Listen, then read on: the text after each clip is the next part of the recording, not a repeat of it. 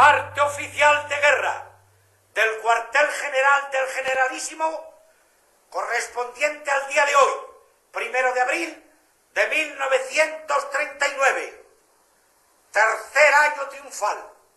En el día de hoy, cautivo y desarmado el Ejército Rojo, han alcanzado las tropas nacionales sus últimos objetivos militares. La guerra ha terminado.